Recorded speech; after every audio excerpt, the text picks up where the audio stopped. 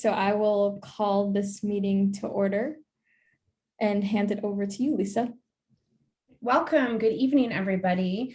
Thank you, Alexandra. And I would like to know if everybody approves of our agenda tonight.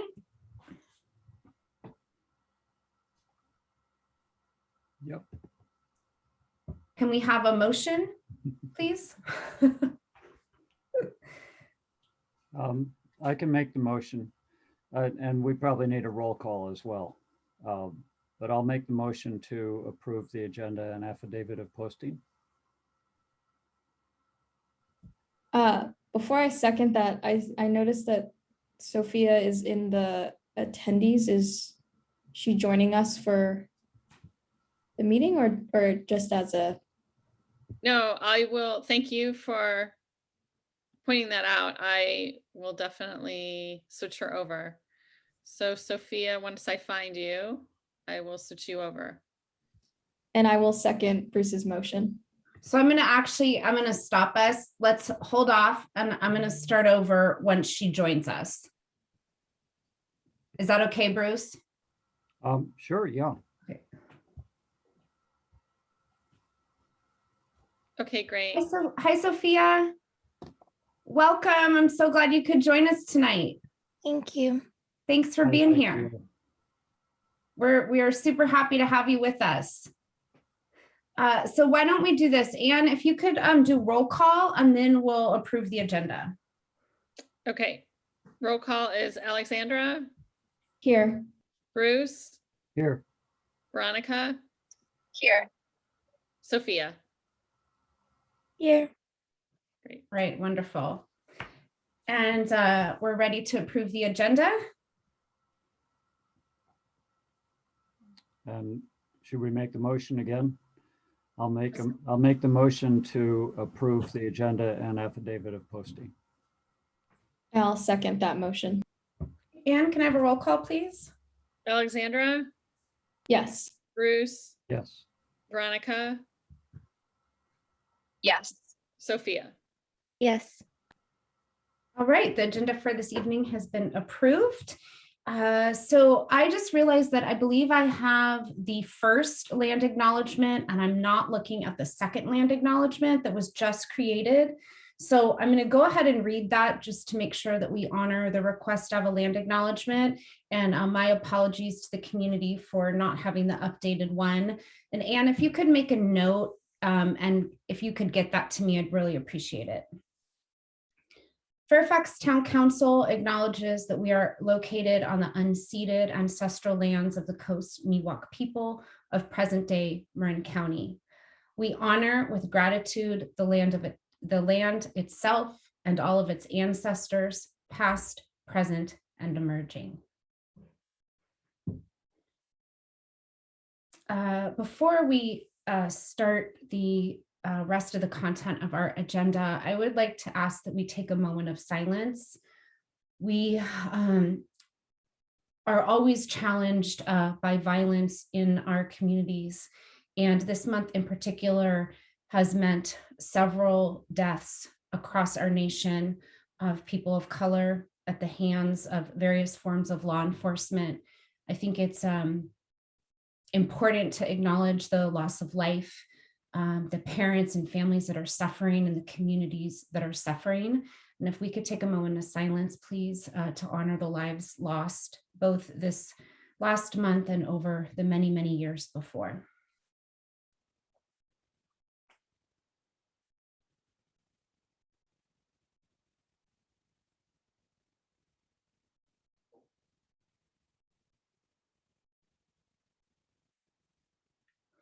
Thank you. And I'll just ask that we all take a deep breath.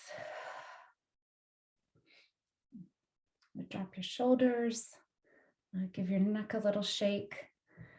I know tonight is particularly meaningful for me, just given the last few weeks. And so I really dedicate my work this night to the communities that I serve. Our purpose tonight is to explore police practices, public safety alternatives, and funding and other related issues. And so thank you so much for being here with us, members of the PPPSA and also of our community who are attending this meeting tonight. And if you could show us our norms, please. And as you're looking at the norms, if you can think about wanting to be process observer or timekeeper, I'll be asking for that once our norms are reviewed.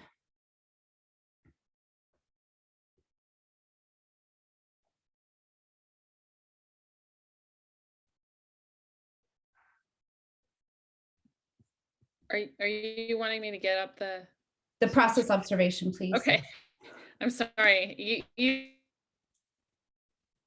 were on a little bit. I wasn't sure. And if you can just scroll up. And so just a reminder, if you could please just scroll to the there we go. Perfect. Thank you. Just so as a reminder of how many goals we met at our last meeting, a reminder to listen to each other, a reminder to really stand in a space of learning and dialogue rather than debate, and a reminder to keep the goals at the center of the work and our decision making over the course of the evening. We have some community agreements, and I am actually going to read them tonight, just in the interest of grounding us in how we can be an effective team together. So we've committed to bravery and risk-taking, to being open, to honoring personal accounts, to respecting each other, to active listening, to asking questions and not assuming, to ensuring each person has the opportunity to speak, share airtime and is heard, to ensure that people's experiences are not up for debate, to have a respectful response to triggers and that it's okay to make mistakes, that our own values are not selective, that we won't yuck others' yum, that we will be reflective and check in on ourselves and yourselves. We will encourage somatic reflection when necessary. We will own our privilege. We will bring the community of Fairfax along and foster inclusion in our work. We'll remember why we are here and why we are the PPPSA. And we'll also remember the privilege of leisurely activism. And if you could scroll down, Anne. We have a few operational norms. So just reminders that you'll take breaks on your own, short breaks, avoiding extended breaks. We didn't have pre-work, I'll skip down. We started on time and we'll work to end on time. To the extent possible, we'll keep our videos on. We have an exception tonight in that we have Veronica is driving in her car. And so having her video off gives us much better sound. So we'll be honoring and respecting her need for that tonight. And we'll stay off our cell phones during the meeting. Can I have a volunteer to be process observer and timekeeper?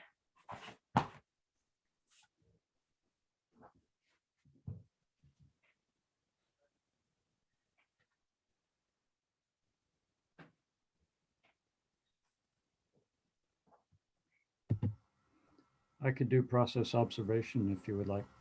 Okay, thank you. And timekeeper?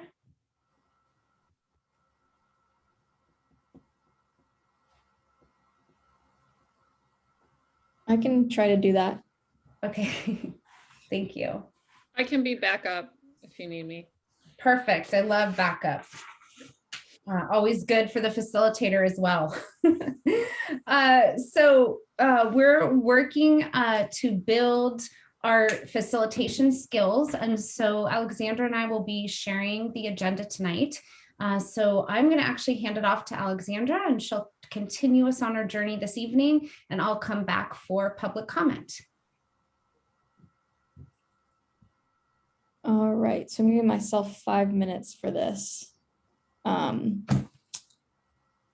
So in our last meeting, we talked about preparing for a meeting with interim chief Tabaranza. And so just to give some transparency on why that's not happening tonight. It was recommended by the town and the town's attorney to not have Interim Chief Tabaranza present tonight in efforts to respect the process of the interview process for the chief selection. And so we have shifted our agenda, and I spoke with Interim Chief Tabaranza. We are both very much looking forward to having him here in the future once that process is over. And so it's unfortunate that we are kind of having to pause, but it's not that we're stopping. We're going to continue to move forward with the work and invite the chief back, hopefully soon. So that is why the shift happened. So is it okay if I move on to the next item? Yes. Yes. Okay, cool. So I'm going to move forward now to the survey discussion. Last 2 weeks ago, we talked about developing a survey. And so this is a continuation of that conversation. I'm hoping, Anne, if you have the questions that we drafted, do you have those? Or Veronica, would you be in the position to put those up or send those to Anne? Awesome.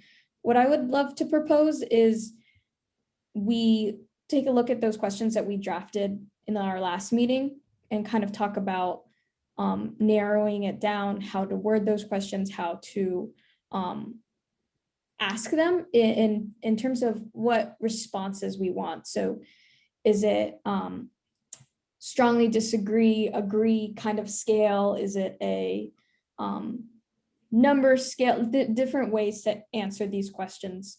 But first, I would also like to ask if there's any additional questions folks have thought of since our last meeting. So I guess I'll start there.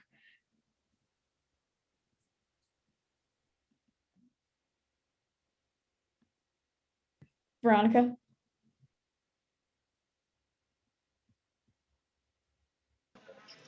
Yeah, I guess I'm going to stop sharing for a moment to share. I want to turn over to the notes that I have prepared for some of the questions that I thought would be helpful to add. I'll type them into the document here, and then I'll reshare if that feels okay to everybody. Let me stop the share. And so a few questions that emerged as I've been engaging with friends within the community, in particular, some of the leaders that are within Marin City that felt who are not of the global majority. And so it felt really important to have their input right now. I have just a few questions that came up within that. So would you be in favor, and I know we kind of talked about this, but I didn't see it in the survey question still, a question that asks, would you be in favor of unarmed traffic patrols? Would you be in favor of having a 24-hour on-call mental health expert or social worker within the Fairfax Police Department? I know 24-hour service has been so important for our community, and so I wonder if we could complement that by having mental health worker, particularly as somebody who's available to divert the calls that are related to mental health. And we mentioned talking about, or we discussed the option of community mediators being present, or utilized, but I didn't see them listed in the questions somehow. So if there were a question that asked if there were designated community mediators available to de-escalate perceivably nonviolent neighborly conflicts, would you call them instead of the police? And so those are three questions that I felt would be really important to add in there. And one more that I'm curious if how you all feel about this was, after that question, to ask in the survey if the folks who are filling out this survey, if they would be interested in being one of those community mediators, that they could let us know, like utilize the survey as a chance to gauge that availability, and then have them include their email, and we might want to, I imagine we'd want to really clear that before we get anybody's information that ties them to the surveys, but just felt like, what if we end up getting this as an opportunity to just start that process even? So I'm happy to hear your reflections, and we'll wait till I hear those to type it into the questions to make sure everybody's on board.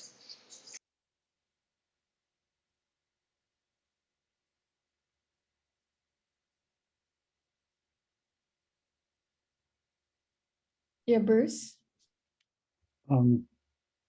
There's the question about would you be interested in having a member of the police department that was a mental health, I don't know what the wording you used, but that question, I think it would be fine for the survey, but possibly not say a member of the police department, because it might come from that resource might come from a different source. In fact, the police already have access to mental health professionals. They just don't have access very often. They're not available very much. And so that might be ultimately the solution to that issue, is to get more availability of those. But sharing between towns might be the only way that it could be affordable.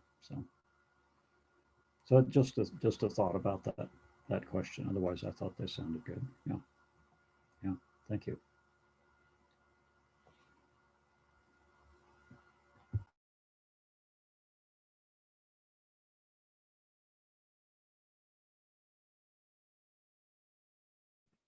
Yeah, I would agree with what Bruce said. I think to your last question, I think it'd be awesome to, I don't know, kind of kill two birds with one stone, but at the same time, I think it's a little bit, it gets a little complicated when you're then asking for personal information. And then also, then would we be tasked with putting together that task force or I don't know what, I forget what you called it, but that's something we could talk about, but just kind of thinking about that and I'm thinking that it gets complicated when you're asking for personal information on a survey.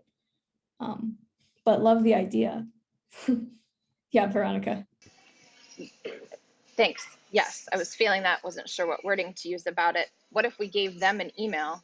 I just felt like, wow, we're putting the effort into making sure this is accessible to so many members of our community, and in both English and Spanish, and really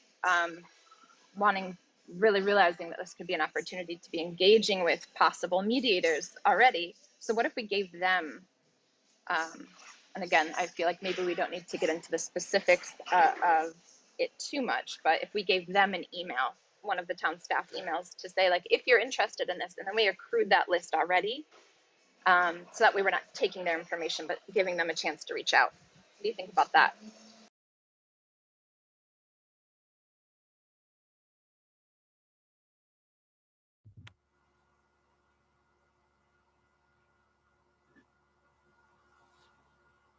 Yeah, Bruce, go ahead. Well, I'm just guessing here, and it would be a question for staff. I'm assuming that this survey would be, or certainly could be, conducted through the town's survey system. But, and so that would be a question for probably Garrett as to how that might work.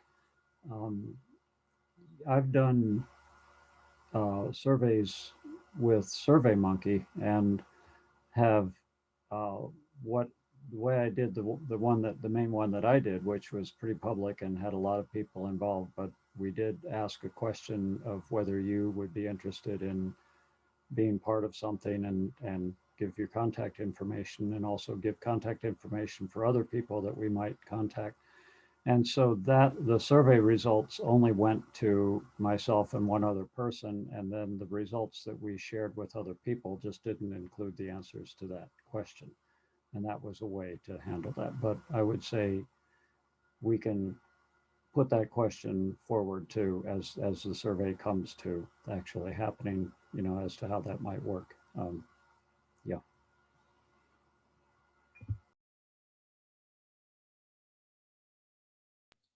So, I oh, guess I would continue to say that there might be other things on the survey as we go forward that might need to be confidential in some way. And so, there's always the question of who actually sees the raw results of the survey and then who sees the compiled results of the survey. But in terms of protecting anonymity or confidential information, there might be stories that people would want to tell that they wouldn't want to have shared publicly.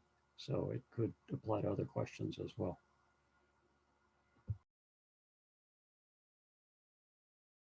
yeah, Veronica. I was imagining that we wouldn't be asking for identifying information in terms of name or address or phone number, any of that, but asking for demographical information that we identified as, are you a homeowner or not? What is your race or an ethnicity, your gender, your age, right? Things that would allow us to be able to gauge if discrimination were happening for a particular demographic. Or just how does that particular demographic feel about, to notice if there's trends or patterns, and that we wouldn't have that type of personal information, so that it wouldn't be an issue of confidentiality.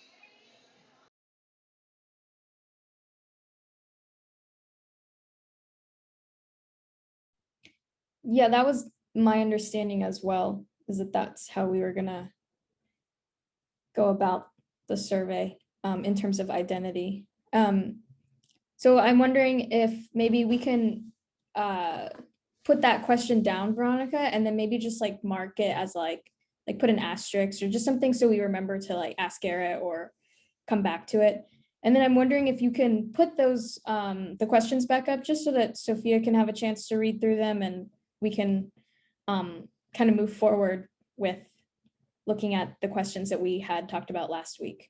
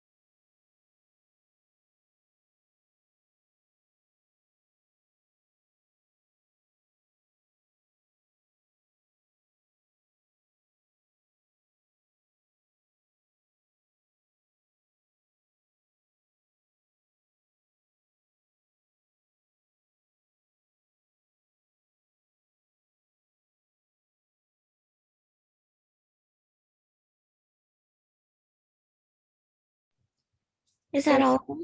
Oh, yeah, right. 16? Oh, okay. And can you expand your screen and increase the font a little? I'm not sure if members can read it or if and community members. And then if you expand your the share is happening through Veronica, so Veronica would have to do that. Oh, okay.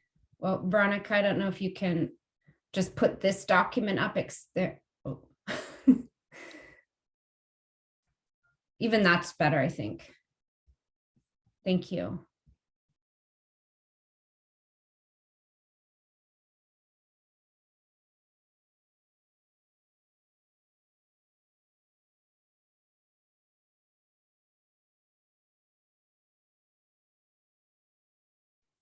So we have about 17 minutes left. I'm thinking there's a few ways to kind of approach this list. One would be like to kind of categorize them and then be able to have a kind of a flow of the survey before we even narrow them down, or narrow down the questions before we sort them. So wondering what you all think about how to proceed with our 17 minutes.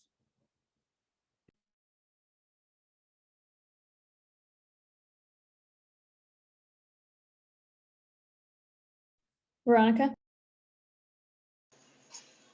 I'm still feeling excited about making sure that we've gauged the input of the public around additional questions if they have them after this meeting, so that we're really crowdsourcing this survey as best as we can from our community members.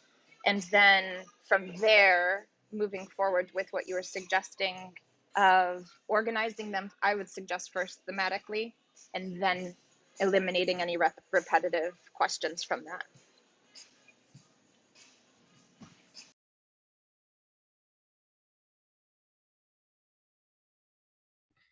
And then Veronica, I don't know if you saw it, but your texts are showing up on the screen.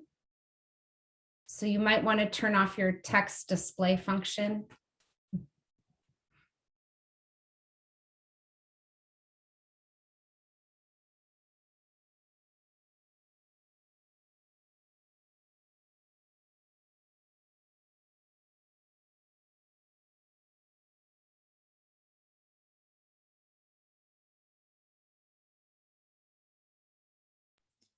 So Veronica, are you proposing that I'm not sure how you want to go about the getting further community input.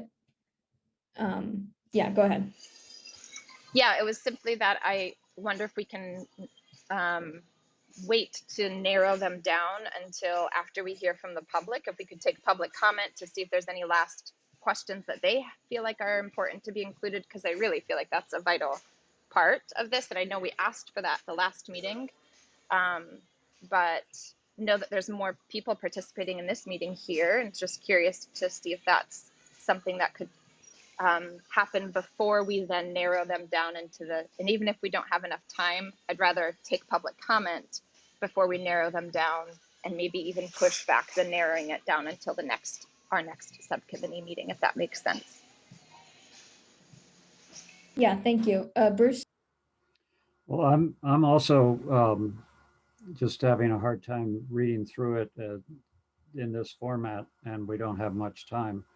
I'm wondering if maybe what we'd want to do would be just get as far as we can any comments on individual questions or new ideas or whatever, that we get as far as we can tonight, and then that we put this document as it ends up into a packet essentially for our next meeting.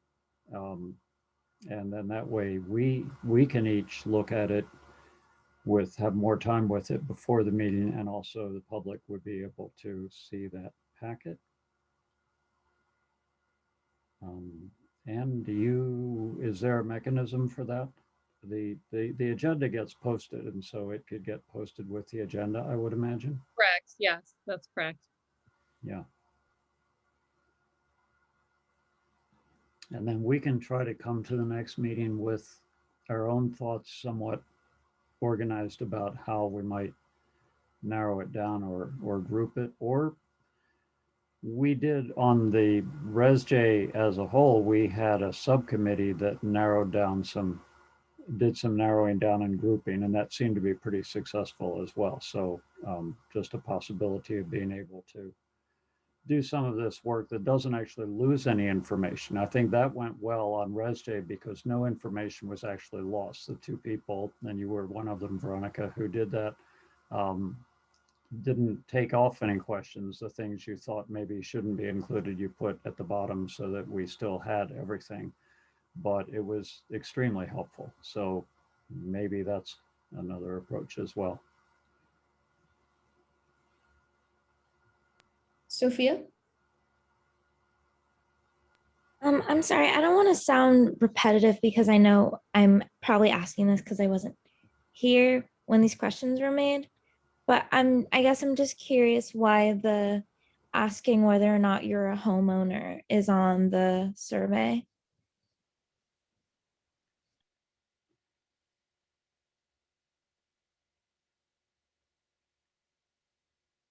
Yeah, Veronica? Good question, Sophia. And it's okay if you're repetitive. We're just really glad you're here. And I don't think that question's actually been asked. I think the intention, I don't know that I was even the one who suggested it, but I was gauging that the intention was to notice if there is any discrimination based on whether or not you own a home in Fairfax. If a perception of you being from out of town and whatever that means, how that's gauged, but just to find out, and also as an opportunity, I think, to infer economic status and to see if that's part of that. Does that make sense? Yeah, that makes sense. Bruce? Sorry to speak so much, but I'm just, ideas are coming up that could include, then if we're going to ask that, it could have whether you're a homeowner, whether you're a renter, whether you, and we can format these questions maybe at a later point, but a renter or a person who works in town, I don't know whether we can get this survey to people who don't live in town but work here regularly. That would be useful as well.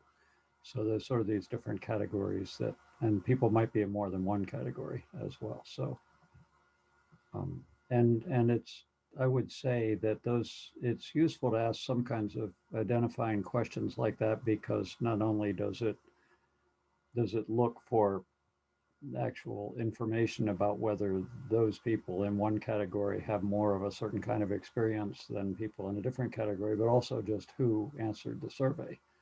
Are we, because any kind of a survey has its own bias as well. So any way that we can sort of see whether we've got a representative sample of people answering the survey is useful. So I think it's useful to have those kind of questions.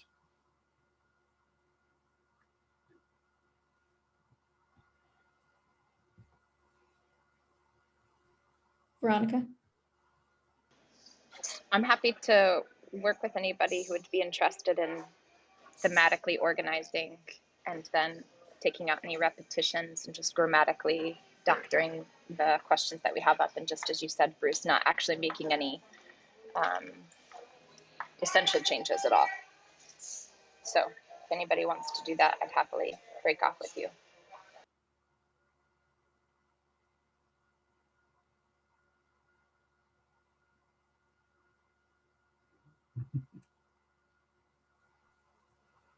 Would anyone like to join Veronica in that? Sophia? Awesome. So you both will work to categorize and sort through all of these questions for our next meeting, which, oh my gosh.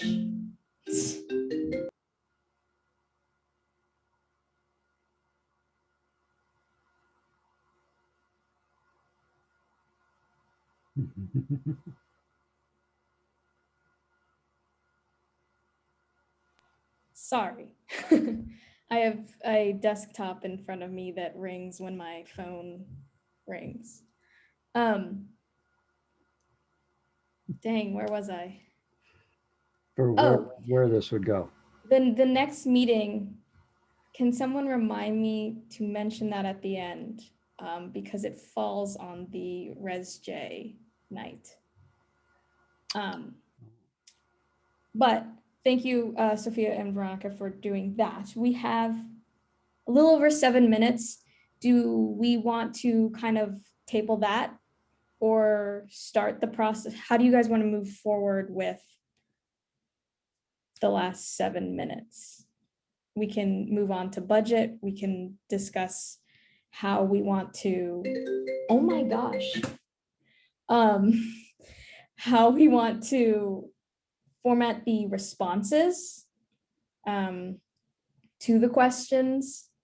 What do you all feel is productive with these last few minutes?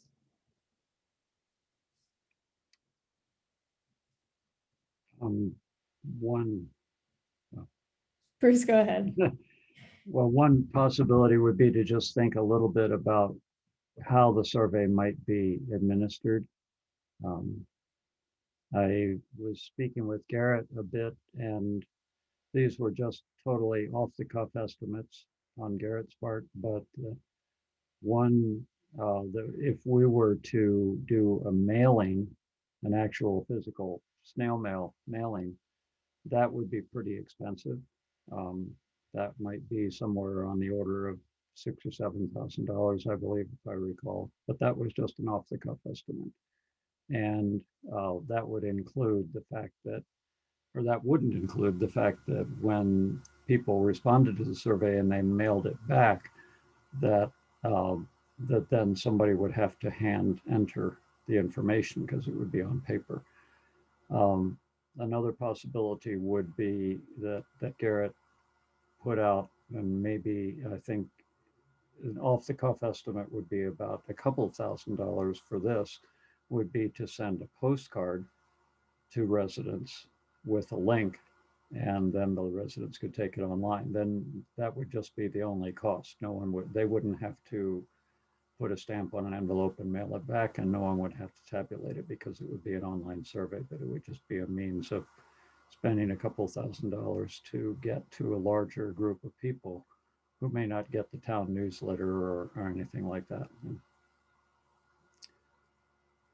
That's it. Veronica? Yeah, I just am continuing to think about accessibility and equity in terms of people having access to it, and that there's a value that we've identified in RESJ at large and with PPPSA of making sure to fold in folks who work here, who do not live here, and making sure that they have the opportunity to give input since they are interacting with our peace officers. And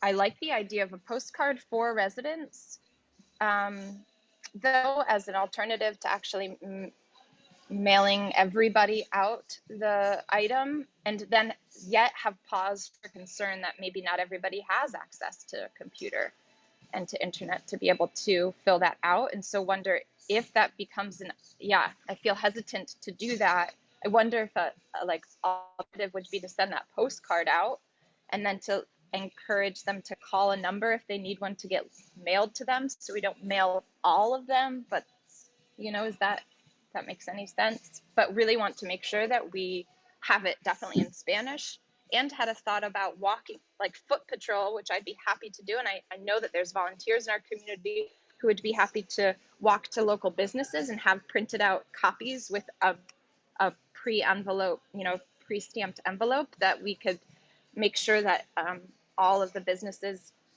in town have the opportunity to distribute those to their employees. Mm-hmm. Yeah, I really like the postcard idea as well. It just seems like it makes the most sense.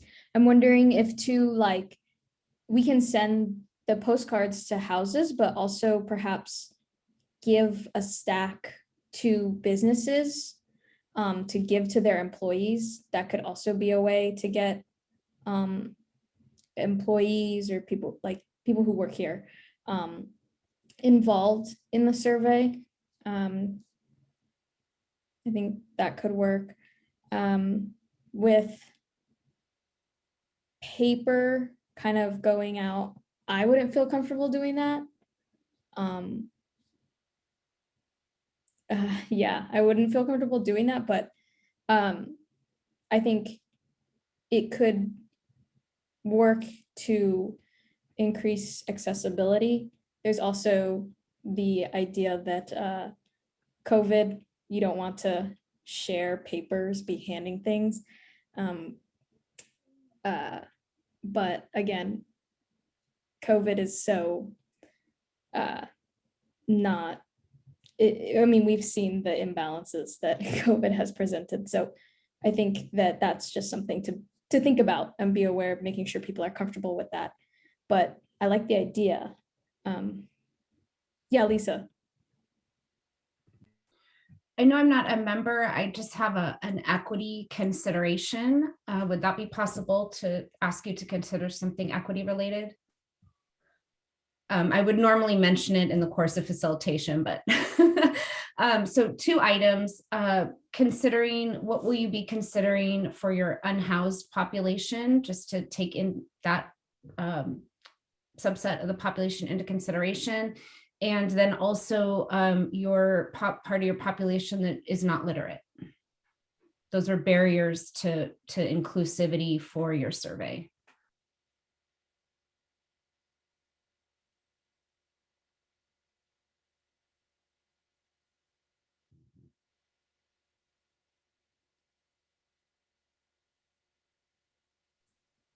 Oh, Veronica.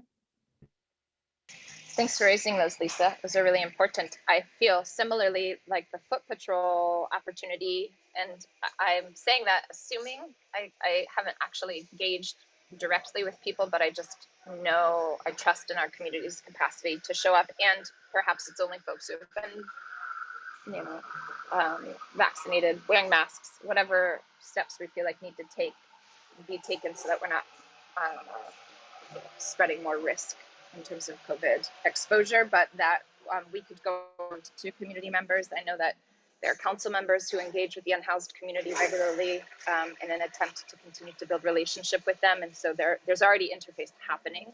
We could tap into that potentially. I imagine maybe we could work with the Education and Outreach Subcommittee too and see if they're interested in collaboratively doing this, and potentially the Chamber of Commerce in terms of accessing businesses and making sure that they have access to it. And I'm so curious if anybody has an answer to the illiterate. How do we make sure that folks who are not literate have access to answering the survey? Any thoughts there?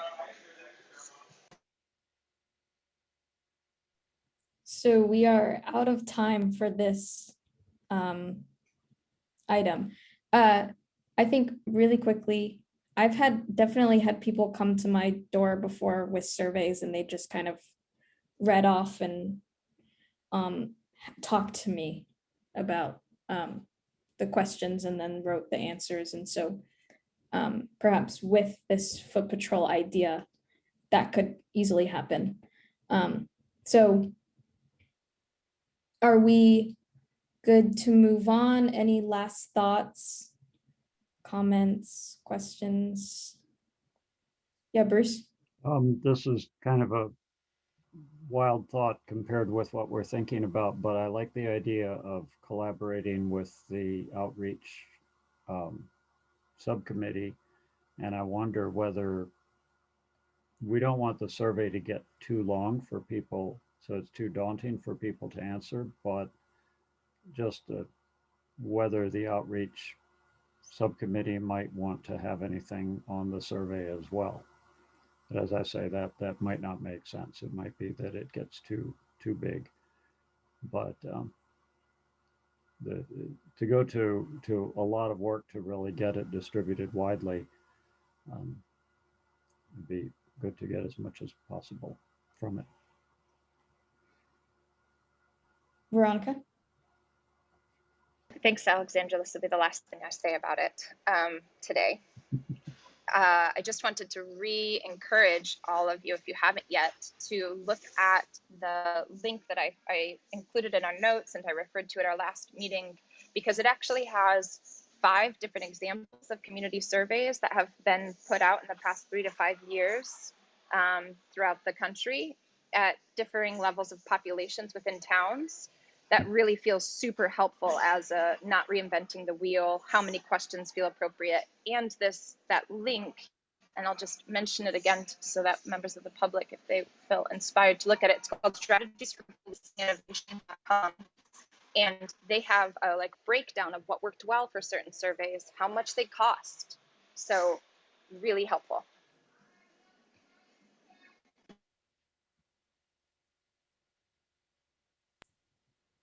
Yeah, thank you, Veronica. That I spent some time reading that document today. It's very informative. It's awesome. There's a lot there. Sophia, any last thoughts? I mean, yeah, I agree. I think that it's important that we make this survey accessible, not only with, it being accessible to people that are illiterate or might not have access to a computer, but just the sheer convenience of it. So I agree that making it too long might turn a lot of people off and potentially more likely to turn off the people that we want to hear, the most, because it's, I won't go too much into it, but there's certain people that have more time on their hands to fill out like a 50-minute survey than, people that are working 60 hours a week and have kids that they're taking care of. So.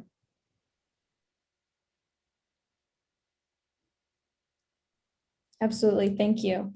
So perhaps for next time, we will have that list with all the categories and we can talk about length and break things down further. Yeah, Anne. I just wanted to clarify the next steps for this section. And so the next steps would be to sort through the questions, and Sophia and Veronica were going to be doing that. Was that correct? Okay, thanks. All right, so I am going to put 20 minutes for our discussion on the budget. So my goal for this conversation is to have a solid idea of how much money the PPPSA will need from the RESJ budget. I'm hoping we can have a projected number specifically, with knowing that the town council is meeting to talk about the next fiscal year. And also RESJ has been talking a lot about budget. And so I think it's really important for our subcommittee to have a number so that we can make sure that we have the money to do the work that we want to do. So with that, do we have Garrett here by any chance? Garrett asked me, and I was going to say, but I should have said earlier, Garrett told me that if I needed to, I could text him and he would try to join us if we needed him on the call. So if you'd like me to text him. I can. Okay. Yeah. Well, I wanted to kind of ask him about the budget or the potential cost for the survey. And I think we all kind of agreed on the postcard option, with the survey being online with the option to have some printed. So yeah, I'd like to kind of talk about how much that might cost. And then I suppose while we wait for Garrett, the other thing that we should mention is the facilitation needs moving forward, and how much we feel we need. And I want to hear from all of you to see how much you feel we need moving forward. Yeah.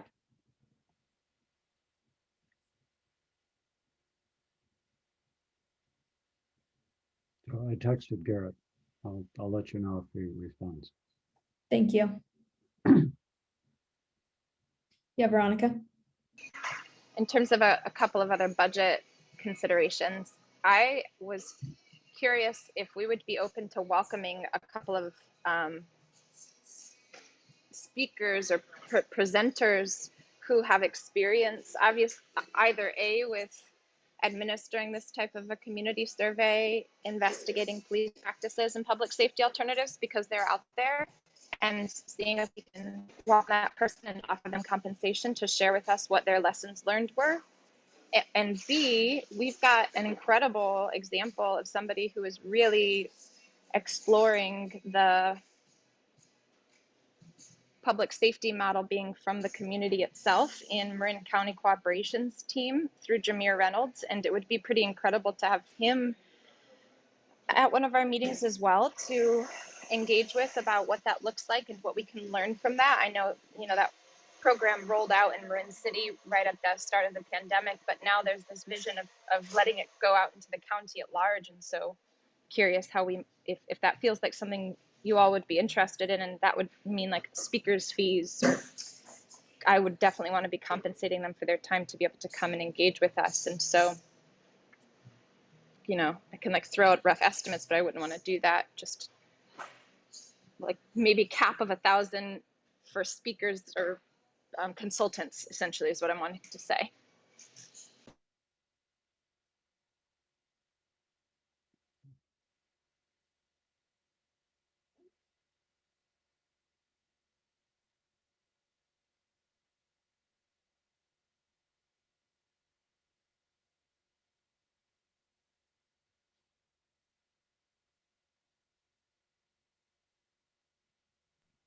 Any thoughts or comments? Oh, Sophia, awesome. I completely agree with Veronica. I think it's really important to, while we are all very like passionate about public safety, obviously, I think it's really important to be bringing in like professional experts and trainers on the subject, just to make sure that, you know, while we may have like the right goals, making sure we're doing it in the right and most like efficient way. So I think bringing in public safety speakers like Jameer would be great.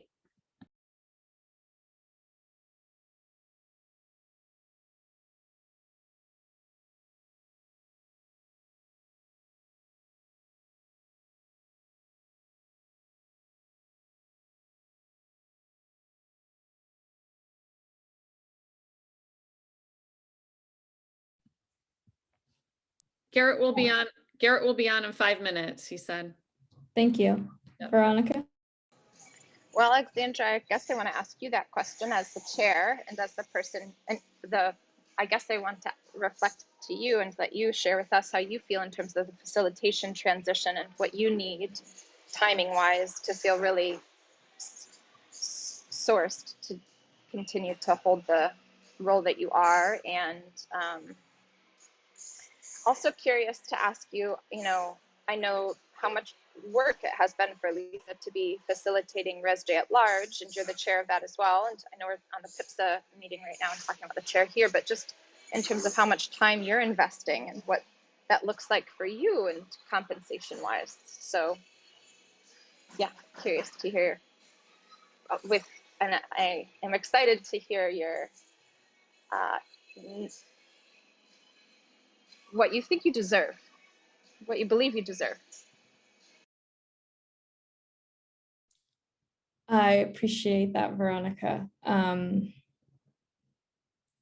Yeah, I of course am here because I volunteered to be here on this subcommittee on the RESJ.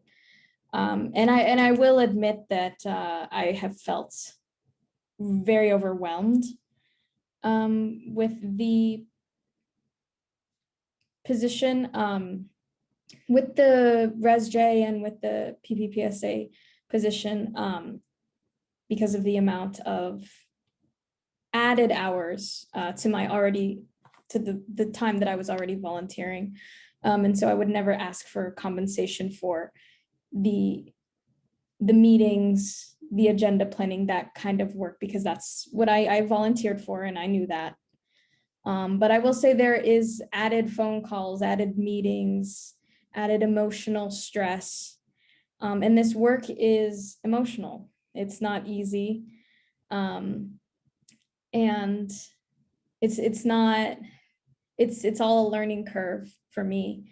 So I do feel rather overwhelmed at the moment. I think for me, I would talk about compensation in the sense that I would like to advocate for the equity of this group. This is emotional work. It is harmful on a personal level, even though I am not being personally attacked in these meetings. But as a woman of color, it's harmful. And the amount of time also that I have a job, I have all these things that I'm doing. And so when it comes down to it, when I have to decide between the job that I get paid to do and RESJ, unfortunately, I do have to prioritize my job. And so I want to give RESJ everything that I can. So it becomes complicated. something I've been thinking about, because I know that the RESJ budget is lowering. I would like to talk about compensation in RESJ, not necessarily in PPPSA. But the other thing I would like to advocate for is putting some money in our budget aside to offer our members of color specifically, but our members, access to help, access to therapy, access to people who can help them to navigate through the conversations that we're having, the comments that we get, so that we're not having to sort through that in our personal lives, because that is also time that our members of color are having to put aside in addition to RESJ. So we don't just show up to the meetings. The comments that we hear, they last, and we think about them a lot. I think about them a lot while I'm walking through town and kind of question if I'm safe or not. And so that's where my head is at. In terms of having our facilitation with Lisa, I feel really good about where we are. I feel like I need more time to work with Lisa to kind of be able to have the right tools to engage in a productive conversation. Facilitation is not easy. And so I appreciate the size of the PPPSA, and I really appreciate how I feel very comfortable with this group. But there are definitely things that I don't want to see our conversations become less productive because I'm missing the tools. I would hate for that to happen. So as you can tell, Lisa and I are kind of working on me taking over some of the conversations, but it's like the little steps that we're taking. So I feel good where we are right now. I'm trying to come up with an estimate of how long I feel that will take. But I would say that, let's see, we're going into May. Maybe another 1 to 2 months for me personally. And so that's where my head is at. Lisa? Just something for consideration. There was a budget summary given to town council, and then I also had a request to give a current number of hours for my work this month. And it's really important for your planning to know that the majority, that real increase in bulk of hours was for all the reasons that Alexandra just stated. The harm that was being caused, the conflict created, it led to, and I offered many pro bono hours, but there was also a need to charge for some of that extra time. All of those conversations were so critical to the continued functioning of RESJ. I think the more high functioning that your teams can become, and the more you can have dialogue like you did at the last RESJ meeting, that was an extraordinary meeting. And for data purposes, because of the high functioning level of that meeting, and then the PPPSA meetings that we've had recently, I literally had 0 hours of follow-up from the meeting. And so though that level of extreme challenge that those meetings presented greatly impacted your budget. And the only reason I'm not giving specific numbers, it's not in front of me right now, and I don't want to misstate, but that was the bulk of your budget was gone in an instant. And that was with me reducing every possible way. I'm not here to charge you more. If anything, I'm trying to constantly work to reduce, to figure out how I make it work for you to continue this important work. So just some really important data, like recent data. I just put it together today and emailed it out. And so that's really important data for you all to know, the impact that it's had on the budget, and the actually positive forward motion that you all have created through your hard work, both with me and behind the scenes and with each other.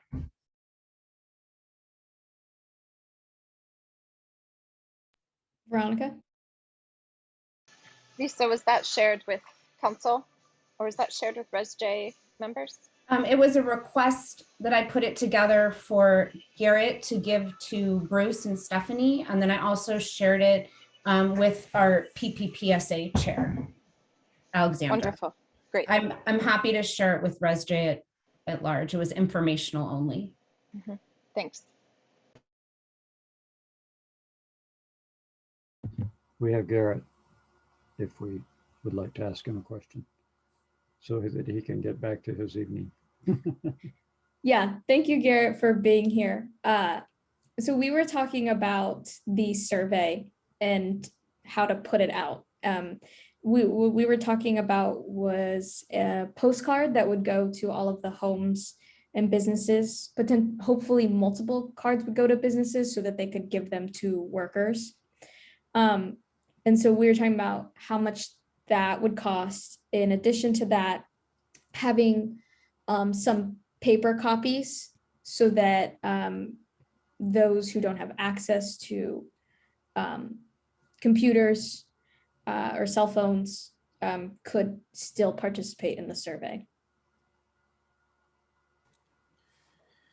So I guess to answer your question, maybe one is, let me ask Ann a question. Ann, did we do postcards before for something, for recreation? We have, yes. And what did that cost? We sent it to every household, right? Yes, it's less, I want to say it's less than $5,000. And Like, yeah, I could go and dig and find that out. I don't have that off the top of my head, but a small postcard, we make a lot of the small postcards for like the Perry Park donations. And so it could just be a small postcard with just, you know, very limited information, and then we mail it out. yeah, and so we usually would use a company to do that. One thing to keep in mind, you could just give the extra postcard to the businesses to give their employees. You wouldn't mail those out. And then two, you know, while we could have paper surveys, and we've done that, I would say in the last, and I forget how long we've been doing online surveys. Let's call it 5 years. In the 5 years we've done online surveys, I think maybe three people ask for a paper survey. And then once they do that, then what you have to do is you have to enter that into your overall data for your online survey.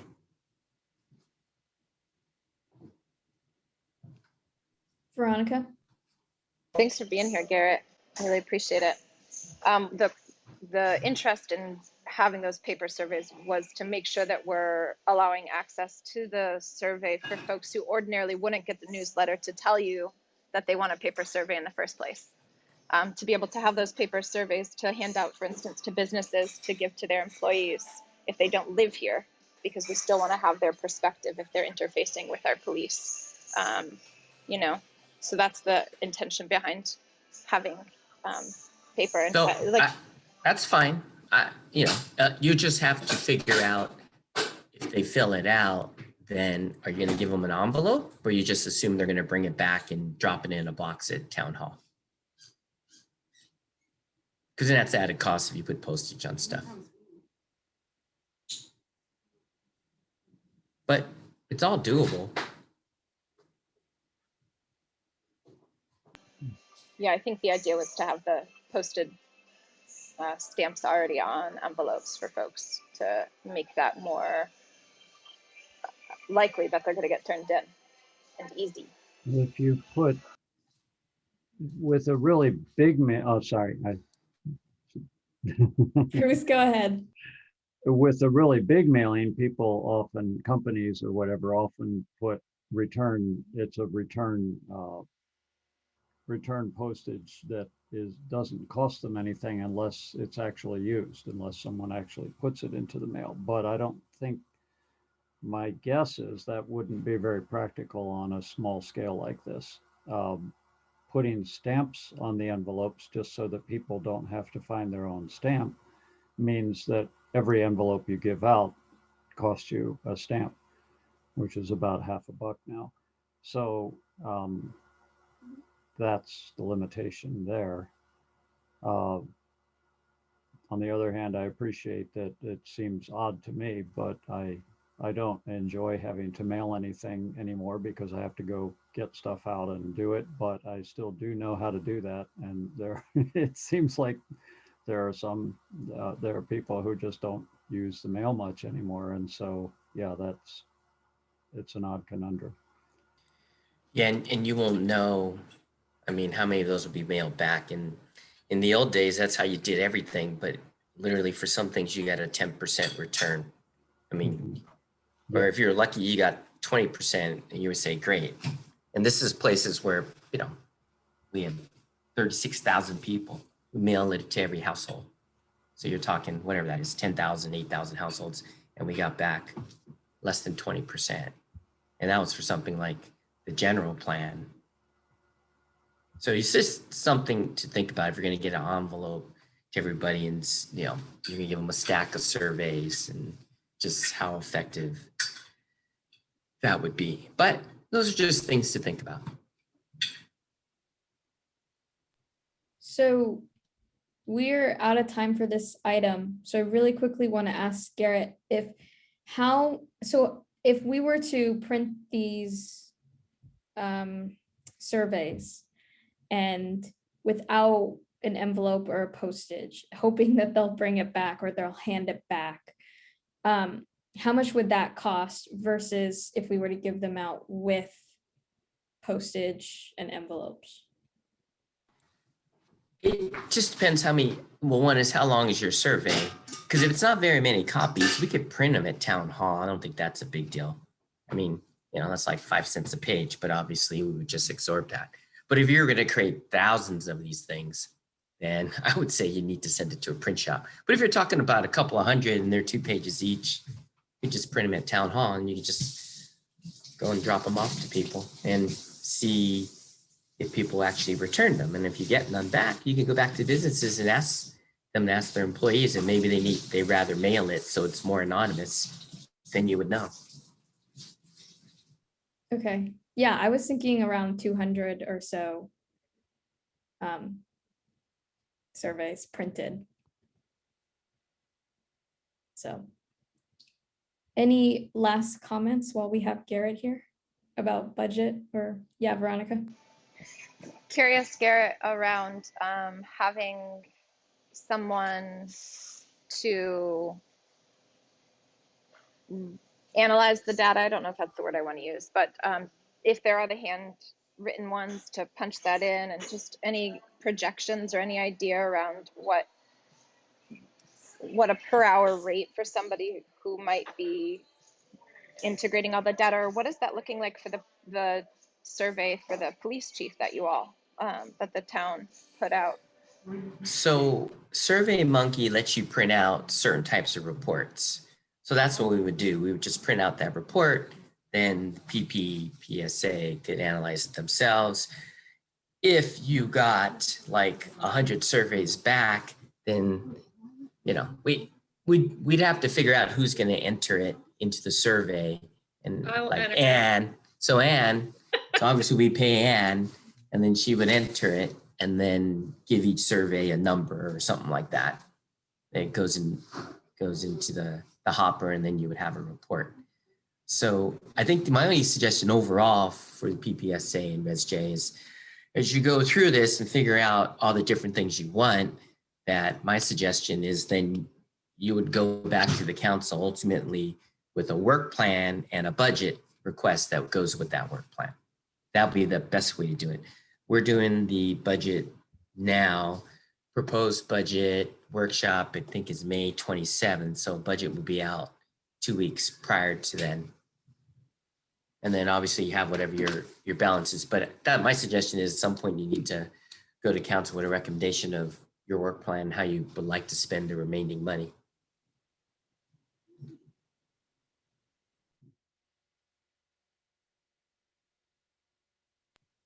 Bruce, Sophia, any last comments or questions? So it sounds like what I'm hearing is to think about mailing a postcard to all Fairfax residents with a link to an online survey, and then giving businesses each a bigger stack for the bigger businesses of either the postcards that link to the online survey or possibly a printed version of the survey. And then, but without a stamped envelope. And then the printed surveys that get returned would be entered. It sounds like Anne is willing to do that entry. And so that would be entered into the online survey, just as if it was a person taking it, but just enter each one of them. And then all the analysis would be done online. And the analysis, I would suggest, given what we were talking about earlier in terms of content, it wouldn't just be a single printout of how many people said yes or no to this question, but you would, with SurveyMonkey, you can do things like filter it. So say, take the results that answered that they were renters, for example, and then see the answers to proportions of answers to all the other questions, and then take the results of the people who said that they worked in town but didn't live here and look at the answers. So there'd be a little bit of analysis, basically a bit of analysis work that we would want to plan for in terms of what we wanted to pull out of the data, what you wanted to pull out of the data. So that's just kind of to restate what I'm hearing, but also just to add that detail that you would do a little bit of analysis in SurveyMonkey.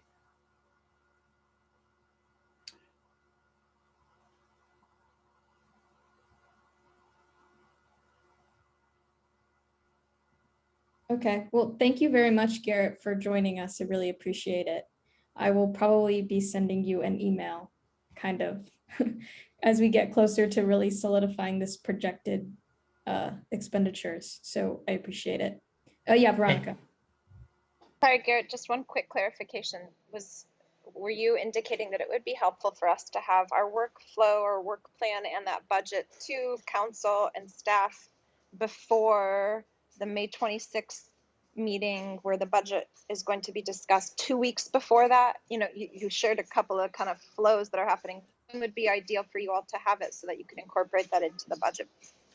I mean, I guess really, as long as we can get it before the budget workshop, and that'd be May 27th, because then we can just share with the council what is the proposed expenditure, the remaining funding, assuming you're just using the remaining funding and you're not asking for more funding.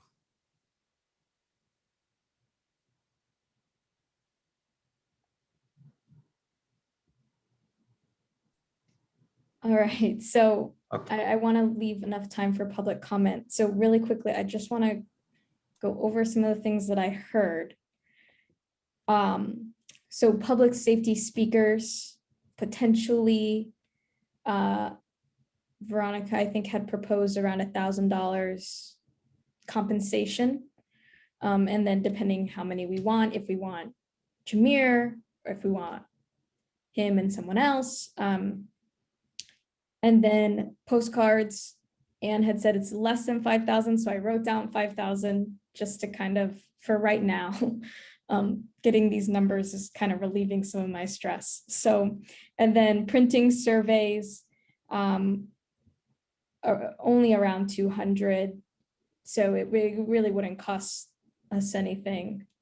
Am I missing anything in addition to that list?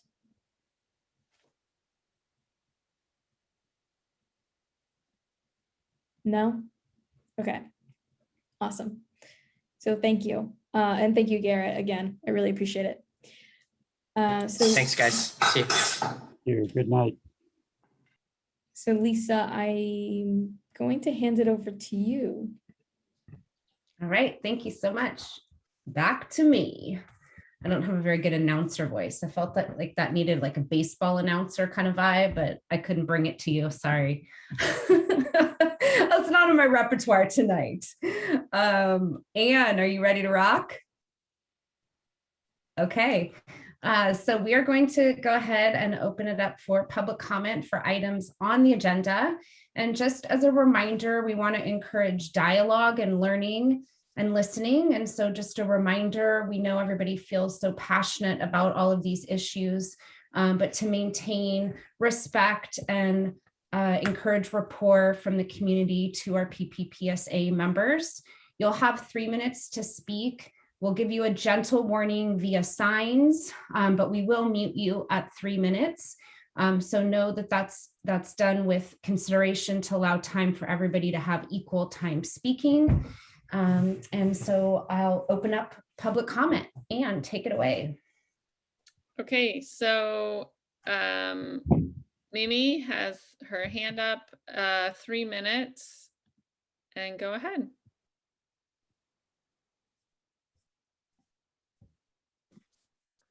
Hi guys, this is Patrice. Mimi and I share devices at times. I have been listening to this meeting and have been as disappointed as I was when I was on this board. Your questions that you presented are completely leading. If you're gonna get an affordable Survey Monkey survey, you're gonna have yes, no questions. You're not gonna have the questions that you guys have now. And the questions I read were actually offensive to me as an African-American woman here who feels like the police force is doing a good job. I think that you guys as a committee need to do more work on what actually happens in Marin County with mental health calls, because you're not touching any of the realities of what happens. The police force goes out because Marin mental health typically says 4 hours to nothing. So they have to go out. So there's no more money, nothing more to add to that. If you're thinking of doing a survey of 200 people in a town of 7,500 people, I would ask why?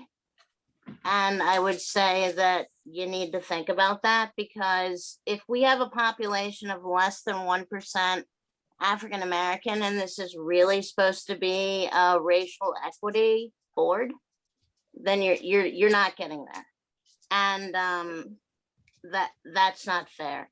And if you're talking about compensating members of this committee, I would like to be compensated for my pain and suffering that I had while I was on it. Thank you. Okay, thank you.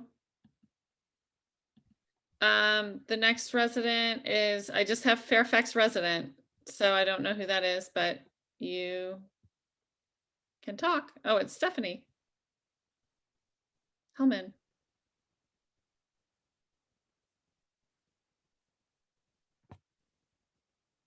Okay, 3 minutes. I don't know, maybe. Stephanie, are you there? Can you hear me? Yeah, now I can. Hi. I've really enjoyed listening in, and so a couple things. A couple thoughts I wanted to share related to the survey. I was hoping you would consider trust, particularly among the members of color in our community. And I would strongly recommend contracting with a research firm and not have a survey come from the town on this. So that's one thing. This is a really important data set that you want to glean from the broader community. And, you know, the best response we've gotten on any of our surveys is like 200 people. And I also want to encourage you to consider that there's multiple people per household. So a postcard can easily get, tossed, and there's really sophisticated tools out there that market research firms have. And I think this data, again, is so important to the work that we don't want to use a simple measuring tool like SurveyMonkey, which is generally used to just get a read on things. And we want much more than a read. So that's my thought. It's not considered a best practice to type in a URL from a postcard. So if you do go the postcard route, I would encourage you to look at what do you call those things that you scan, the little square thing that would bring up a survey, and have it be sophisticated enough that it would know that there are multiple members of the household, including youth. I think you want to get youth. So that's my input there. I also encourage you to consider a rating system and really steer away from yes or no questions. So to the extent that you can capture perception, satisfaction on a scale of 1 to 5. My next input is related to the budget, just to make sure it's really clear, not to contradict Garrett, but there's different fiscal cycles, right? So we had $100,000. We had $100,000, and then you essentially have that to spend across all of RESJ. And then if you want more for the next fiscal year, you can identify that. So he said he's assuming you're not going to ask for any more. I don't know if that's a safe assumption because he's not on the committee, and I just wanted to clarify that. Okay. Thanks, everyone. Great job. I'm really proud of you. Thanks, Stephanie. Okay, Dee Lee is next. Hello, Dealey Benson. I'm a resident of Fairfax. Thank you all for spending your time serving on this committee. Alexandra, I think you're doing as fine a job as a neophyte chair as anyone might. We learn as we go. And I found that the staff, Michelle Gardner, is always available. I'm the chair of the tree committee, newly appointed chair of the tree committee. If I have questions or I feel like I've blown it, I email Michelle and she's very, very helpful. So keep on keeping on. I want to speak to the budget and the facilitator. At the April 7th meeting, an additional amount of money, $12,707 was approved to not to exceed $62,707, which was to include hours already spent, plus 2 months, I would assume that would mean May and June, for RESJ and 2 PPPSA, if I got that right, meetings. So based on my math, I think you guys have $38,000 left to spend.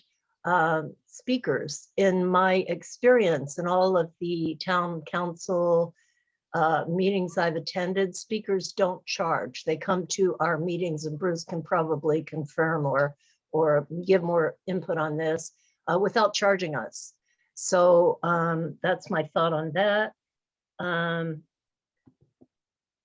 I think in terms of asking for more money for next year, there, as Alexandra said, there's a lot of stress involved here. There's a lot of stress on the tree committee too. I really care about trees, and I wake up thinking about certain trees, different color, so to speak. But there is a certain amount of stress whenever you're fully invested. I think there are enough, thank you, and there are enough people in this town, residents, who have been upset that this committee is spending $100,000 of our tax money. The only committee in our town with hardworking volunteers, most of them working regular jobs, who would be exceptionally upset to see more of our money being spent All of our other volunteer committees make our way. We volunteer our time. And I think maybe you guys should be looking at that as well. And if you can't handle it, then don't. And that's all I have to say. But again, thank you for spending your time doing this. Okay, thank you. Next is Joe. Okay, Joe, 3 minutes. Thank you, Anne. Thank you all for being here. And yeah, I just want to echo what Deborah said. Alexandra, you're doing a wonderful job, and really appreciate all the work you're putting into both committees. So thank you very much for stepping into this important leadership. Yeah, totally. I guess first, the issue of the Ms. Colson not allowing interim Chief Tabaranza to be here. It would have been great if she would have explained for those of us. I think there was actually an agenda put up that still had, and then it was taken down, and the new one. So I know it's a no fault of the committee here, but for those of us who had built up, watching every week or every couple of weeks, waiting for this moment, maybe a little further explanation from the town attorney would have been great. Yeah, and I'll also, what Vice Mayor Hellman said about maybe looking at, some data research partnering.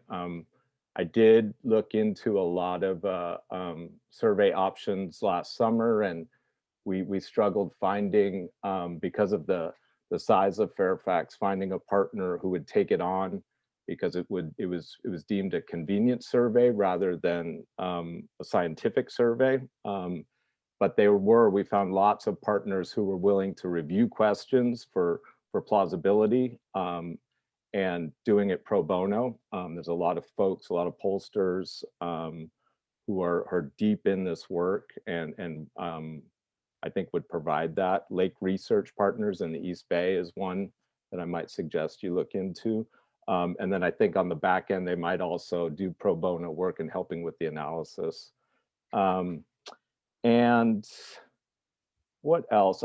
Maybe just in the questions, there were a lot of Fairfax PD specific, and maybe we could take a look at asking more questions about policing just in general, people's experience of policing and what they've seen, and the trauma that's caused for folks as they walk around, because it's not only, as Lisa said, what's happened in the last month and for a long time, that not necessarily in Fairfax affects how folks feel around Fairfax PD. So maybe being able to capture that with more questions about policing in general. And then just to finish up, if you do look at printers or ongoing, if you're going to contract out work, if we could try and find Black-owned businesses or businesses that are owned by the people of the global majority, I think is an important piece. The town doesn't have a supplier diversity program, and I think if that concept could start here with this group, that'd be fantastic. Thank you. Thanks. Okay.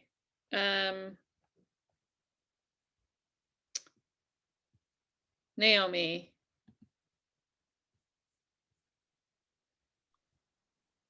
Hi, everyone.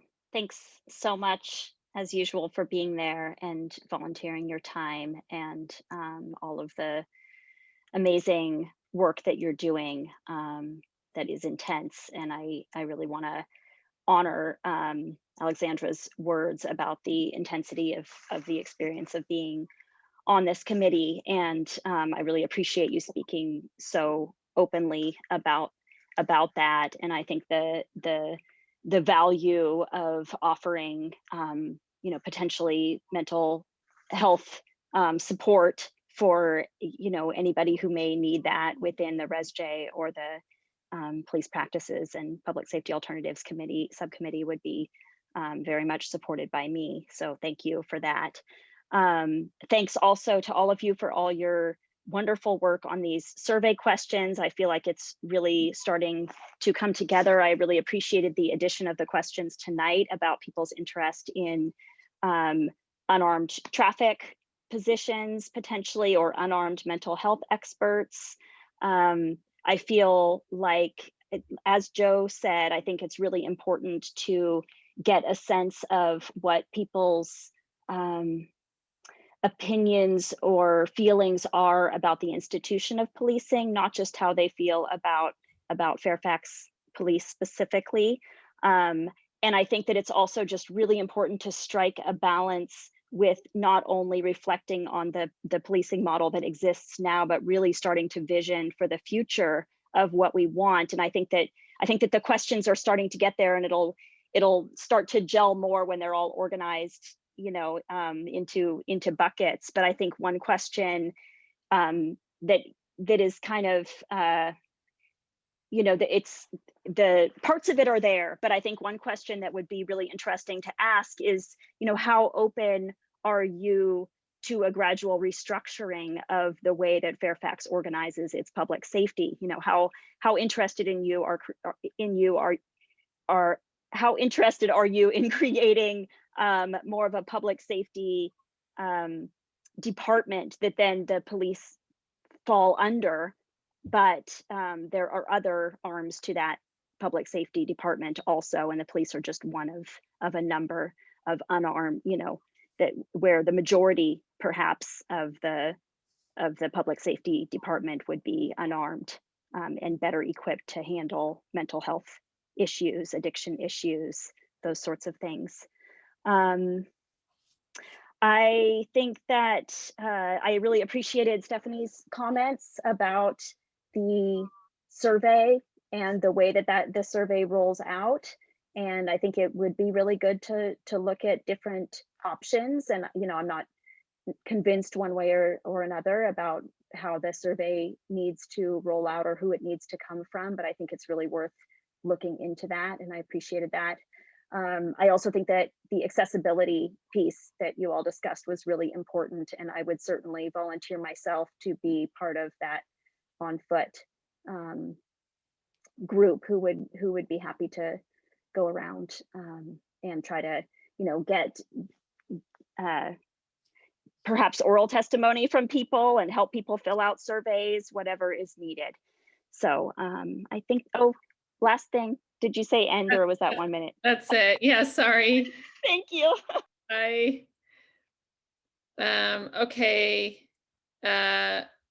Jane Richardson. Hi, it's actually John Romatis. How are you?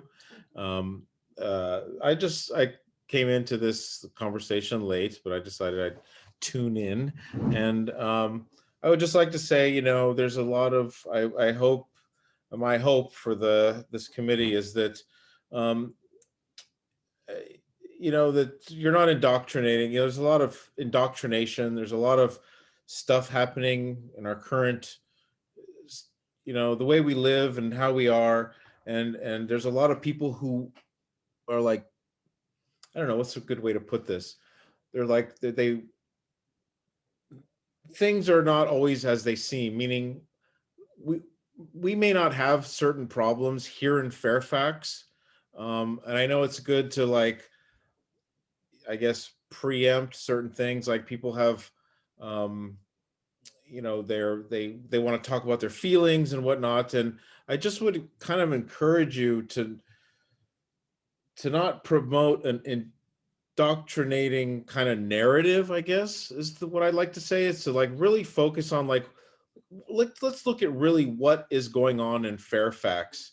You know, there's a lot of bad stuff happening outside of Fairfax. I can say that, and it's not that we should not be aware of that. However, I would encourage you to focus on Fairfax and the issues that we have. Not to say that you're not, but it's just this feeling of, like, seems like a lot of people want they want to put in their narrative about these things, and they may not, in fact, I guess what's the right word? They may not, in fact, you know, be pertinent to our town. Thank you. Okay, thank you. Is that okay? Okay, I do not see any more hands Thank you, that Anne. have not been called on. Yep. Thank you, Anne. We'll officially close public comment for items on the agenda. And PPPSA had a request to allow a few minutes just to have a response to clarify any facts or information that was needed. So I'll throw it up to all of you, and then we will have public comment for items not on the agenda. Any responses? Alexandra. Yeah, I have a couple. First, I want to clarify that when I said 200 surveys, what I meant was that was printed copies, not that that's who that we're only surveying 200 people. I just want to clear that up. The other thing I'd like to say, and I'm a little hesitant to say this, but the RESJ committee, the Racial Equity and Social Justice Committee, should not be and cannot be compared to any other committee. The members of RESJ are bringing personal experiences.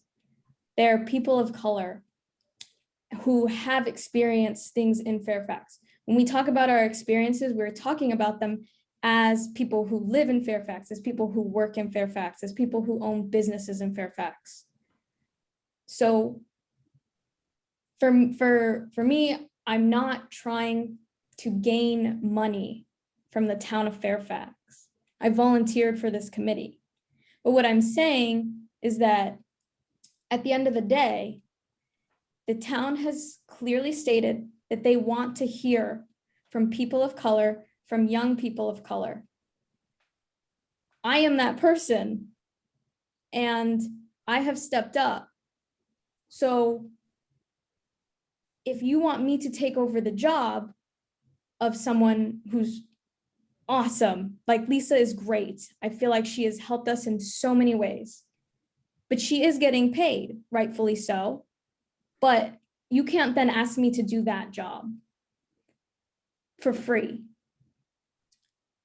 because I am still a woman of color, and that is what's wrong with this equity picture here, because it's not equity. Not if you're asking me to do the work for free, the work that affects me on an emotional level. So that's where I'm coming from. I'm not asking for solely me to be paid or compensated or offered a stipend. I'm kind of advocating it for all of the members of color on RESJ. And like I said, I'd like to talk about that on RESJ, but that's where I'm coming from. And so to say, if you can't handle it, then step down, okay. But I'm a woman of color, and you keep asking for my thoughts, my opinions, my perspective, and all of the other members of color on RESJ. So if you don't want to compensate me, I'm not gonna relive my trauma for white gays. I'm not gonna use it to educate anyone, not for free. And I think that's reasonable. If you disagree with me, that's cool. You have every right to disagree with me, but that's where I'm coming from. I'm not trying to hide anything. I'm not trying to gain anything. Obviously, I would never charge or ask for as much as Lisa's getting paid, because Lisa has worked very hard to get to where she is. But for free, nah, like, just no, I won't do it. So like I said, I know what I volunteered for, and I plan to continue to volunteer in that capacity. Anything additional than that, I would love to talk about compensation for all members of color. And at the very least, mental health services for all people of color on the RESJ. I'd actually like us to take a pause and really absorb what Alexandra just said before I call on anyone else.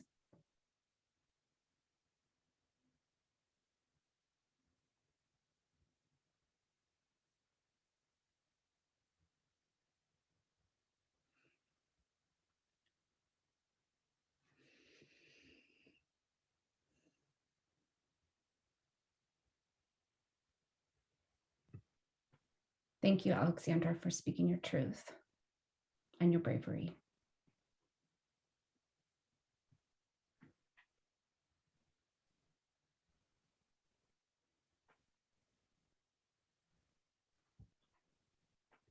Any other clarifying statements from public comment?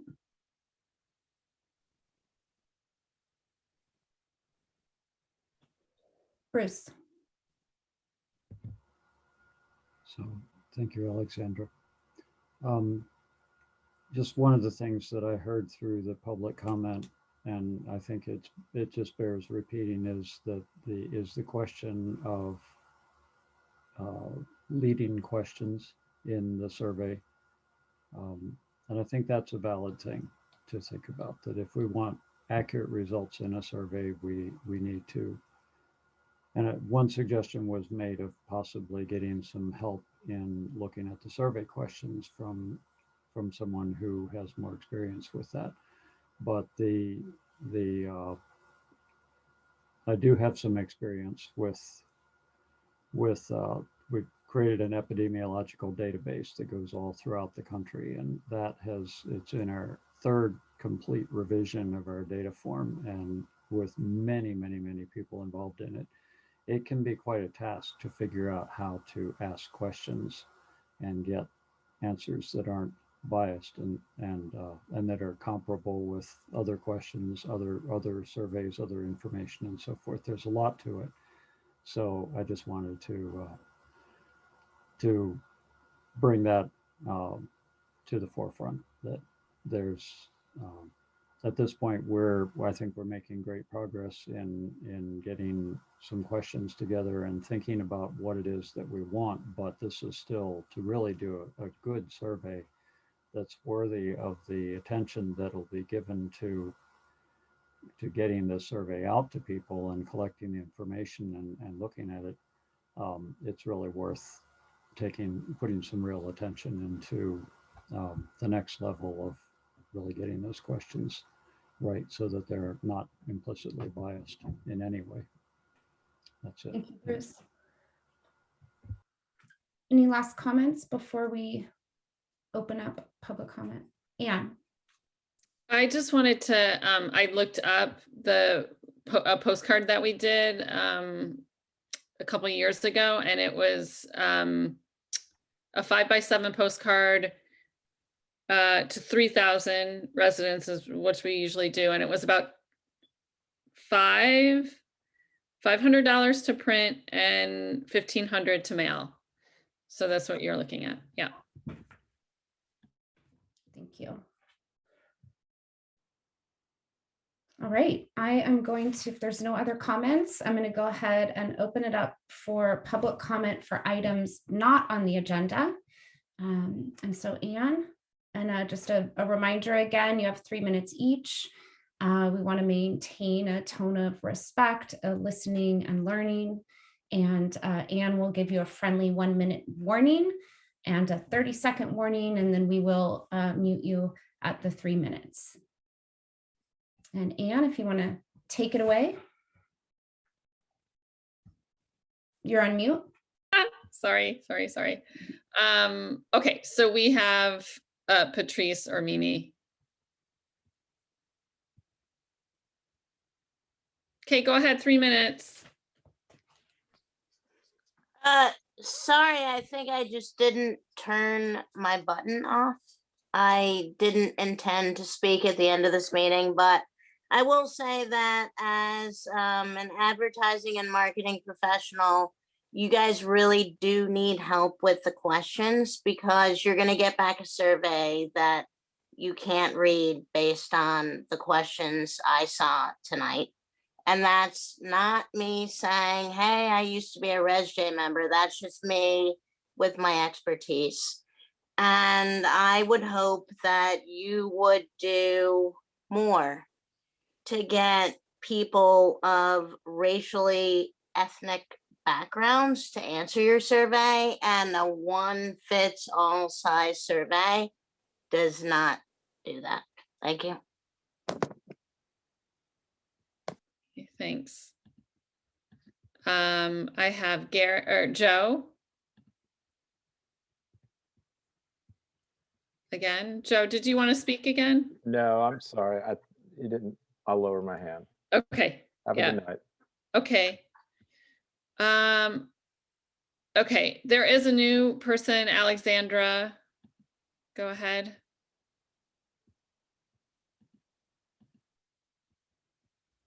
Alexandra, are you there?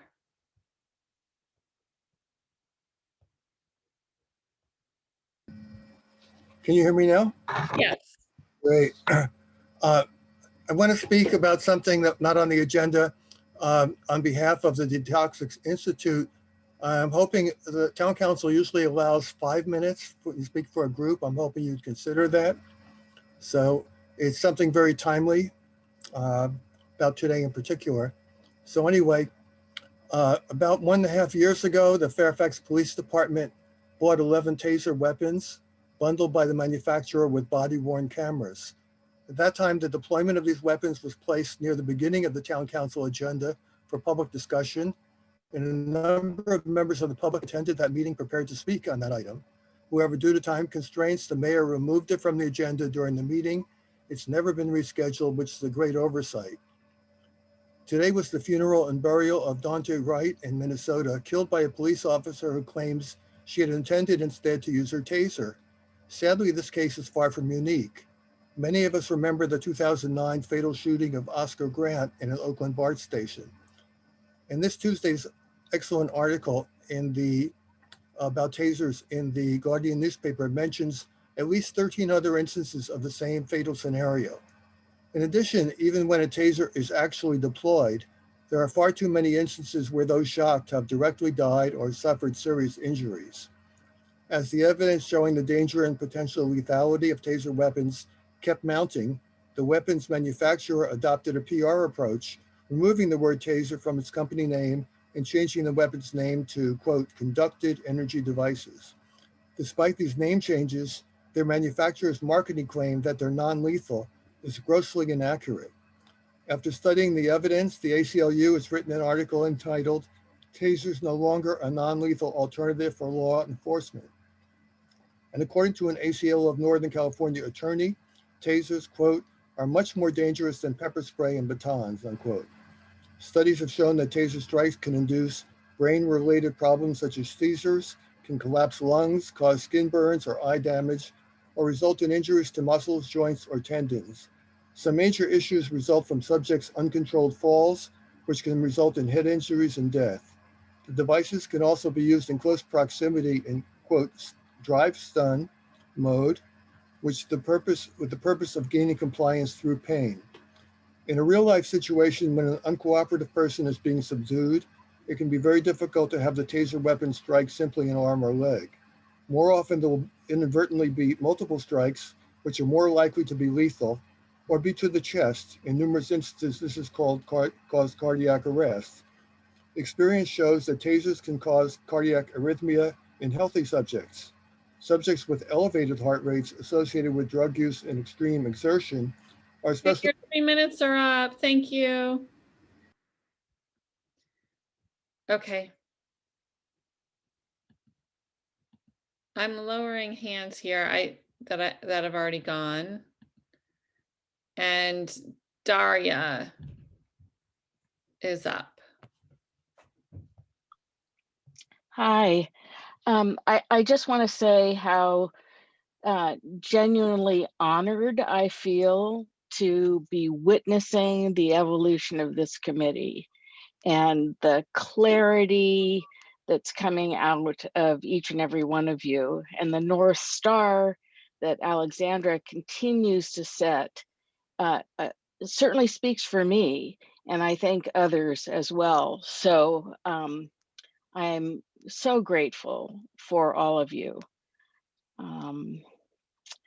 you're doing a wonderful job. You're breaking ground and doing the hard work, and it's beautiful to see. So thank you. Okay, great. Thanks, Daria. I'm going to lower your hand as well. Okay, you lowered it. Okay, and then Dee Lee would like to talk. I'm speaking to you, Anne. I thought that you were lowering hands for people who have already spoken. Generally, I was going to say that sometimes there are two people in the same household. And I know that Jane Richardson Mack, one person has spoken and the other one hasn't, but what I just said is probably unnecessary. You probably already know that. That's all I had to say. Thank you. Okay, thanks. Okay. That's it. I think for, oh, Jane, maybe someone else in Jane's household. Okay. Jane, go ahead. You have 3 minutes. Thank you. Thank you. No, this time it's me. Last time it was John. We do Okay. share a computer. I do want to thank you all for your service. Couple of points disturb me. One of them is I feel like the national horrors that have taken place over the last however many years are somehow being magnified and applied too much to Fairfax.